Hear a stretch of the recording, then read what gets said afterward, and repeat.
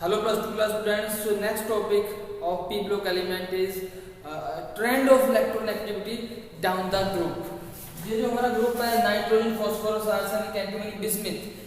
When we move down the group, what is the trend of electronegativity? As we all know, electronegativity is a attracting power toward the shared pair of electron.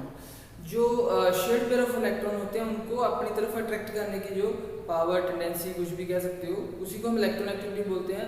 तो आपको पता है कि जब हम down the group जाते हैं तो साइज है वो इंक्रीज करता है. When we move down the group जो साइज है वो क्या करता है, इंक्रीज करता है. साइज इंक्रीज करने से ये जो इलेक्ट्रॉन पेयर है, जो शेड पेयर ऑफ इलेक्ट्रॉन है, ये भी दूर चला जाता है.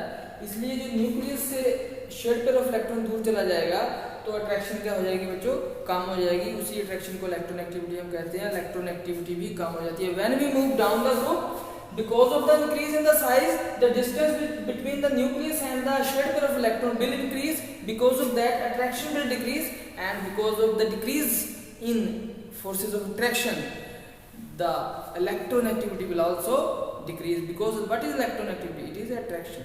It is power to attract the shared pair of electron toward itself, any atom. So ये है एक ट्रेंड इलेक्ट्रोनेगेटिविटी का. इसके बाद कुछ एक टॉपिक आ जाता है फिजिकल प्रॉपर्टीज. क्या फिजिकल प्रॉपर्टीज आ जाता है topic? Physical properties. Physical properties ये जो हमारे एलिमेंट्स है P block elements, group number 15 elements, इनकी फिजिकल प्रॉपर्टी क्या है? फिजिकल प्रॉपर्टी का मतलब है कि ये कैसे फिजिकली एग्जिस्ट करते हैं. लाइक ये लिक्विड होते हैं, सॉलिड होते हैं या गैसेज होते हैं. तो ये सारी चीजें हैं, इनको फिजिकल प्रॉपर्टी कहते हैं. और भी कई इसमें पॉइंट्स आएंगे, जैसे कि नाइट्रोजन है, ये एज ए गैस एग्जिस्ट करता है और बाकी जो एलिमेंट है एज ए सॉलिड एग्जिस्ट करते हैं. क्यों करते हैं ये भी इसका क्वेश्चन का आंसर आपको मैं दूंगा. अगले टॉपिक आएंगे इसके एबनॉर्मल बिहेवियर ऑफ नाइट्रोजन के बेस पे अगले टॉपिक आएंगे, उसमें आपको एक्सप्लेन करूंगा. अभी जस्ट फिजिकल प्रॉपर्टी है क्या है वो हम जरा देख लें. So nitrogen is physically gas, other are solids. And second property जो फिजिकल है वो क्या है, जो नाइट्रोजन है और फॉस्फोरस है ये है बेटे हमारे नॉन मेटल. और बीच में जो आर्सेनिक है, एंटीमनी है, ये क्या है, मेटलॉइड्स. और लास्ट में मेटल. मतलब जब हमें पता ही है, जब 10th से पढ़ते आ रहे हैं, 10th +1 में आपको बताया है कि when we move down the group metallic character increases. When we move down the group metallic character increases. So top element है जो नाइट्रोजन फॉस्फोरस, ये नॉन मेटल्स हैं, ये नॉन मेटल्स हैं, ये मेटलॉइड्स आ जाते हैं दोनों. लास्ट वाला क्या आ जाता है, मेटल. सो ये एक जो फिजिकल प्रॉपर्टीज के बारे में बता रहा हूँ, डिफरेंट फिजिकल प्रॉपर्टीज है बच्चों. मेटलॉइड है, कोई मेटल है, कोई नॉन मेटल है. इसके गैसियस है बिहेवियर, जो अपना एग्जिस्टेंस है, नाइट्रोजन की एज ए गैस एग्जिस्ट करता है, बाकी सॉलिड करते हैं. इस तरह से कुछ फिजिकल प्रॉपर्टीज है. इनको इनके बेस पे जो क्वेश्चन बनते हैं वो हम डिस्कस करेंगे. अगला एक टॉपिक है उसमें है अनोमलस बिहेवियर ऑफ नाइट्रोजन, उसमें फिजिकल प्रॉपर्टीज भी बाकी भी डिस्कस हो जाएंगे. इसके बाद जो टॉपिक है बट वो है chemical properties.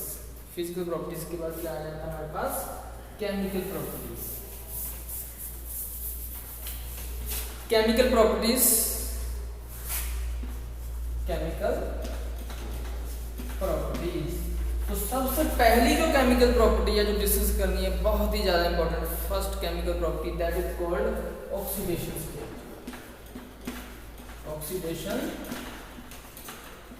State. What is oxidation state? Oxidation state, we already covered this topic in +1 class also. So let us see how oxidation state changes in different molecules of different atoms. जैसे कि nitrogen की बात कर लेते हैं. Nitrogen की oxidation state कोई एक नहीं शो करता है. यही इसमें प्रॉब्लम होती है केमिस्ट्री में कि कोई फिक्स नहीं है, बहुत सारी एक्सेप्शंस हैं. आपको समझनी पड़ेगी चीजें, आपको याद भी करनी पड़ेगी. ना तो अकेला समझ के बात बनेगी, ना तो याद करके. कुछ एक्सेप्शंस है वो याद करनी पड़ेगी, कुछ चीजें वो समझ के याद करनी पड़ेगी. तो ये सारी चीजें को कंबाइन करके आप अच्छे मार्क्स ले सकते हो. तो ये है हमारे पास नाइट्रोजन. नाइट्रोजन NH3 भी बनाता है, NF3 भी बनाता है, NO2 भी बनाता है. डिफरेंट मॉलिक्यूल्स से नाइट्रोजन बनाता है और डिफरेंट मॉलिक्यूल्स में कई बार डिफरेंट ऑक्सीडेशन स्टेट्स शो करता है. जैसे कि NH3 में यहाँ H कितने हैं? 3 है, यहाँ पे हाइड्रोजन 3 है। एक हाइड्रोजन का जो है ऑक्सीडेशन स्टेट है नॉर्मली जनरली ये +1 होता है, एक हाइड्रोजन का ऑक्सीडेशन स्टेट +1 होता है और 3 हाइड्रोजन यहाँ पे है, सो 3 × 1 ये हो जाएगा +3। सो oxidation state of these 3 hydrogen is +3, but a molecule has to be a neutral molecule. If this molecule has to be a neutral molecule, then what would be the oxidation state of nitrogen? Obviously -3. अगर ये -3 होगा, ये +3 होगा, तभी इनका सम क्या होगा? 0 होगा। So obviously the oxidation state of nitrogen is -3 in case of NH3. But in case of NF3, what is the oxidation state? Fluorine is the highest electroneggative element in the periodic table. So as it is highest electroneggative element, so it has oxidation state of -1 always. If any element, if you want to know any element which have fixed oxidation state, that is fluorine. Fluorine do not change its oxidation state in any molecule because it is highest electronegative element in the periodic table, so its oxidation state is -1 always. And how many of fluorines are there? 3 fluorines are there, so 3 × 1 it is equal to -3. To make this molecule neutral, what would be the oxidation state of nitrogen? It will be +3, +3 -3 हो जाएंगे 0. So here oxidation state of nitrogen is +3, here oxidation state of nitrogen is -3, and let us see what is the oxidation state of nitrogen in NO2. So NO2 में अगर बात करें तो oxygen की normal oxidation state होती है -2, 2 × 2 आ जाएगा ये -4, और यहाँ पे हमारी ऑक्सीडेशन स्टेट हो जाएगी +4, +4 -4 ये हो जाएगा 0. You can see clearly that in NH3 nitrogen is having oxidation state of -1, and in NF3 +3, and in NO2 +4. So nitrogen can have different oxidation states in different molecules. After nitrogen, let us see phosphorus. Phosphorus can also have many oxidation states like PCl3, PCl5. Suppose we have 2 molecules, PCl3, PCl5. In PCl3, chlorine having oxidation state of -1, so 3 × -1 ये हो जाएंगे -3, और phosphorus की हो जाएगी +3. और यहाँ बात करें क्लोरीन की -1 होती है, 5 × -1 -5, और phosphorus की हो जाएगी +5, ये 0 हो जाएगा. तो यहाँ phosphorus की कितनी है? +5 ऑक्सीडेशन स्टेट है, +3 +5 ऑक्सीडेशन स्टेट ऑफ phosphorus. अब इसके अलावा सपोज यहाँ हमारे पास मॉलिक्यूल है PH3. अब हाइड्रोजन की कितनी होती है? +1. 3 × +1 क्या हो जाएगा? 3 × +1 हमारा हो जाएगा +3, और यहाँ पे क्या आ जाएगा? -3. तो यहाँ ऑक्सीडेशन स्टेट ऑफ फॉस्फोरस क्या है? -3. सो डिफरेंट जो एलिमेंट्स है they shows different oxidation state in different molecules. My dear students, so you have to just learn this, you have to just remember this, and after that the logical question which may be asked from this topic is what? The question is,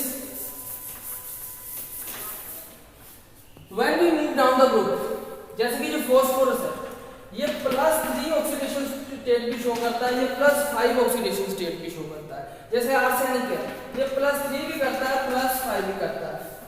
antimony है जो +3 oxidation state भी show करता है, +5 भी करता है. और bismuth है ये भी +3 ऑक्सीडेशन स्टेट भी शो कर सकता है, +5 भी कर सकता है.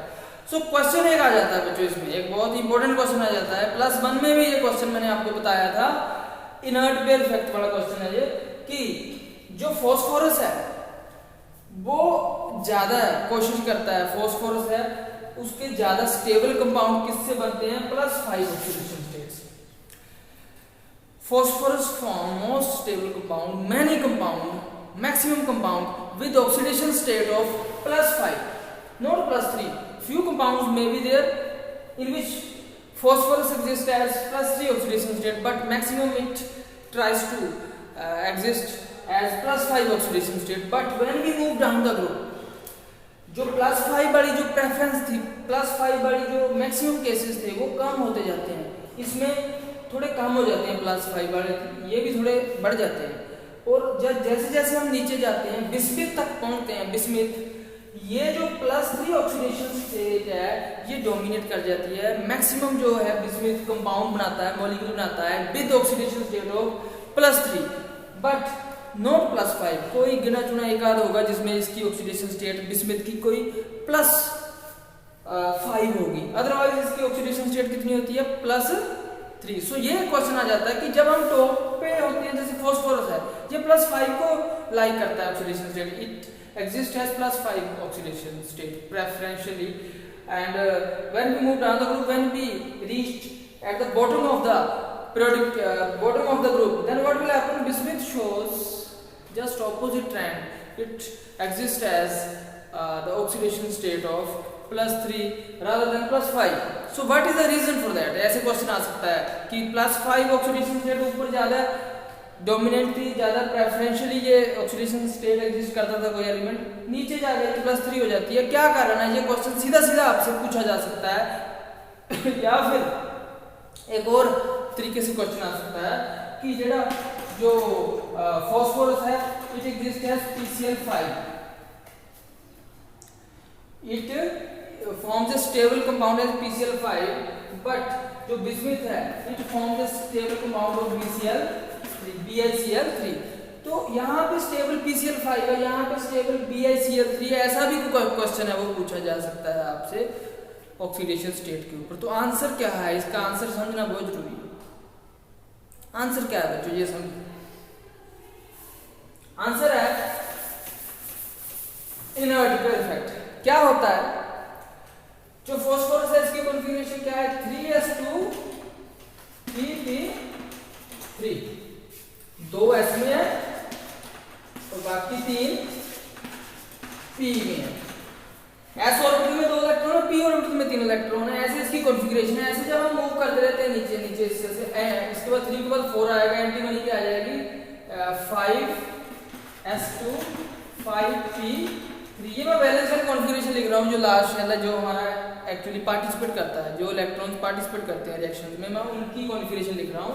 3s2 है और लास्ट में बिस्मुथ की क्या है 6s2 6p3। तो ये कॉन्फ़िगरेशंस आ जाती है हमारे पास। अब होता क्या है, अगर तो जो पांचों इलेक्ट्रॉन पार्टिसिपेट करें बॉन्ड फॉर्मेशन में, अगर तो जो पांचों इलेक्ट्रॉन पार्टिसिपेट करेंगे बॉन्ड फॉर्मेशन में, तब क्या होगा बच्चों? तब +5 ऑक्सीडेशन स्टेट होगी। अगर ये 2 इलेक्ट्रॉन जो पहले है ये पार्टिसिपेट नहीं करें बॉन्ड फॉर्मेशन में, तो बचे कितने 3, तब इसकी जो ऑक्सीडेशन स्टेट होगी वो कितनी होगी बच्चों? +3। तो आपने ये इसका आंसर कैसे लिखना है? आपने ये लिखना है कि when we move down the group, जो ये टॉप एलिमेंट्स है, जो ऊपर वाले एलिमेंट्स है, इनमें तो क्या होता है यहाँ बेटे 3d भी होता है। क्या होता है यहाँ पे 3d के 5 ऑर्बिटल होते हैं यहाँ पे। जो ऊपर वाले एलिमेंट है इनका तो इनमें तो क्या होता है, ये इलेक्ट्रॉन यहाँ से जंप करके इधर चला जाता है और ये पांचों के पांचों 5 जो है इलेक्ट्रॉन ये पार्टिसिपेट करते हैं बॉन्ड फॉर्मेशन में और 5 बॉन्ड बनते हैं और इसकी ऑक्सीडेशन स्टेट भी 5 आ जाती है +5। But when we move down the group, तो ये जो 2 इलेक्ट्रॉन है s वाले, ये 3 है हमारे p वाले, जो s वाले इलेक्ट्रॉन है जैसे 6s, जब हम नीचे जाते हैं तो चेंज आता है इनके बिहेवियर में। जो s इलेक्ट्रॉन है, जो 2 इलेक्ट्रॉन है s वाले, they behave as inert pair. They ये 2 इलेक्ट्रॉन है ये क्या करते हैं? They behave as inert electron pair. They behave as inert pair. Inert का मतलब क्या है? इनर्ट मतलब जो रिएक्शन नहीं करते, तो मतलब ये नहीं, they show reluctance to participate in any chemical reaction. तो ये जो है ये रिलक्टेंस शो करते हैं, ये हेसिटेट करते हैं, ये पार्टिसिपेट नहीं करते हैं। फर्स्ट 2 इलेक्ट्रॉन जब ये पार्टिसिपेट नहीं करेंगे तो बच कौन से जाएंगे? ये 3 इलेक्ट्रॉन बच जाएंगे। जो 3 इलेक्ट्रॉन जब रिएक्शन करेंगे, 3 इलेक्ट्रॉन जब बॉन्ड फॉर्मेशन करेंगे तो उसमें ऑक्सीडेशन स्टेट भी आ जाएगी +3। ये इनर्ट पेयर इफेक्ट का आपने आंसर देना है। सिंपल सी बात है। अगर ऐसा कुछ क्वेश्चन आ जाता है कि ये स्टेबल कंपाउंड बनाता है जिसमें ऑक्सीडेशन स्टेट +5 है और ये बिस्मिथ बनाता है जिसमें +3 है, क्या कारण है? तो आपने बनाना है इनर्ट पेयर कि when we move down the group, the heavier element, the element lies at the bottom, जो s इलेक्ट्रॉन पेयर है, देयर जो s इलेक्ट्रॉन पेयर है it behaves as inert pair. जो s के जो दो इलेक्ट्रॉन्स हैं they behave as inert pair, because of that they do not participate in any chemical combination and only 3 electrons are left which form the chemical bonds and therefore they exist as oxidation state of +3। तो ये एक inert pair के base पे जो question था और इसका ये आंसर था। एक क्वेश्चन बच्चे इसका और बनता है,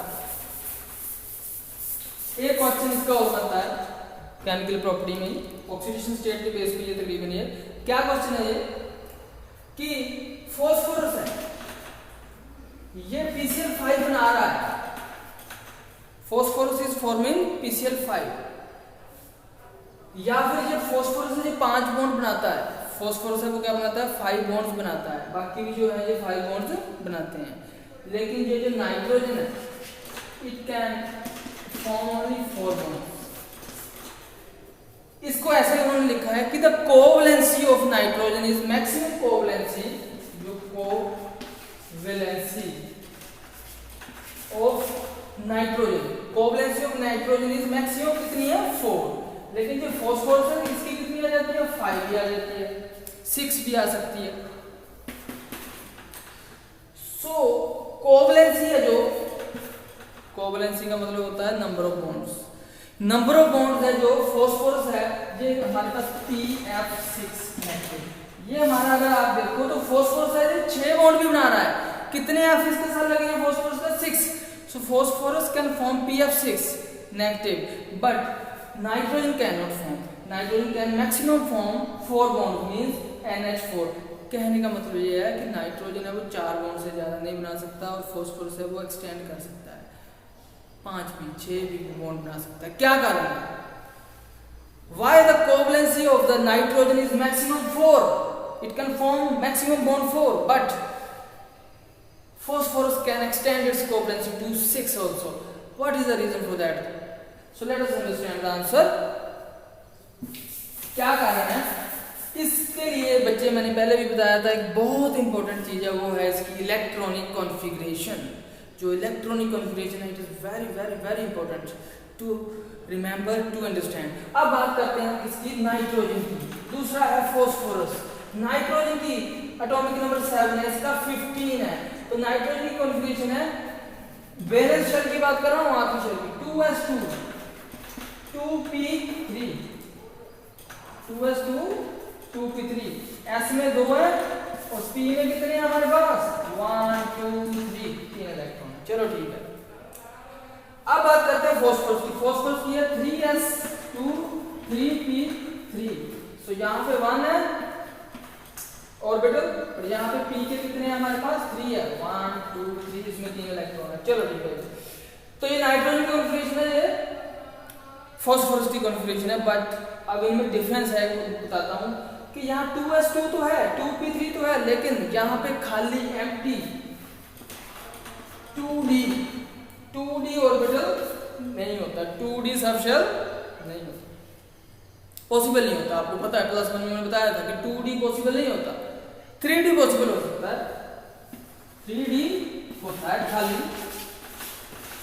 फास्फोरस के केस में 3d में कोई इलेक्ट्रॉन नहीं है, बट ये खाली पड़े हैं इसके पास, 3d अवेलेबल है, पॉसिबल है, ये होता है, बट 2d है जो ऑर्बिटल पॉसिबल ही नहीं होता, होता ही नहीं। अब क्या है आंसर कैसे देना है? अब क्योंकि इसके पास कितने ऑर्बिटल्स हैं, only 4 orbitals, nitrogen have only 4 orbitals, so 1 orbital make 1 bond and 4 orbital will form maximum 4 bonds।